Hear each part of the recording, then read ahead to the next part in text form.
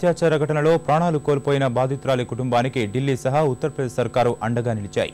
35 లక్షల పరిహారం సహా కుటుంబంలో ఒకరికి ఉద్యోగం ఇచ్చేందుకు అంగీకరించాయి. సొంత గ్రామానికి చేరిన మృతురాలి అస్థికలను ఇవాళ నిమజ్జనం చేయనున్నారు.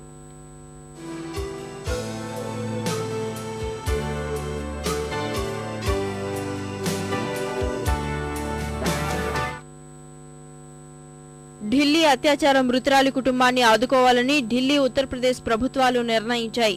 ఆర్థిక సహాయంతో పాటు కుటుంబంలో ఒకరికి ఉద్యోగం ఇవ్వనున్నట్లు తెలిపాయి. ఉత్తరప్రదేశ్ ముఖ్యమంత్రి అఖిలేష్ యాదవ్ మృతురాలి కుటుంబానికి గతంలో ప్రకటించిన 5 లక్షల ఆర్థిక సహాయాన్ని 20 లక్షలకు పెంచారు. కుటుంబంలో ఒకరికి ప్రభుత్వ ఉద్యోగం ఇవ్వనున్నట్లు తెలిపారు. ముఖ్యమంత్రి విచక్షణ అధికారాన్ని ఉపయోగించి ఈ నిర్ణయం తీసుకున్నట్లు ముఖ్యమంత్రి కార్యాలయం వెల్లడించింది. ఢిల్లీ ప్రభుత్వం కూడా బాధితురాలి కుటుంబానికి 15 లక్షల పరిహారంతో పాటు ఒకరికి ఉద్యోగం ఇవ్వనుంది. ముఖ్యమంత్రి షీలా దీక్షిత్ అధ్యక్షతన జరిగిన మంత్రివర్గ సమావేశంలో ఈ నిర్ణయం తీసుకున్నారు. ఘటన తీవ్రతను దృష్టిలో ఉంచుకొని కొన్ని నిబంధనలను సడలించినట్లు ముఖ్యమంత్రి కార్యాలయం తెలిపింది. ఢిల్లీలో దహన సంస్కారాల అనంతరం అత్యాచార బాధితురాలి అస్థికలను ఆమె స్వస్థలం మంద్వారా కలాన్కు తరలించారు.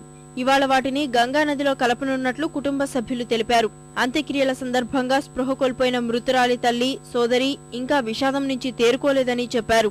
అంత్యక్రియలు ఢిల్లీలో జరపడంపై ఆగ్రహం వ్యక్తం చేసిన బాధితురాలి సొంత గ్రామ ప్రజలు సోమవారం జరిపిన సంతాప సభలో ఘన నివాళులర్పించారు.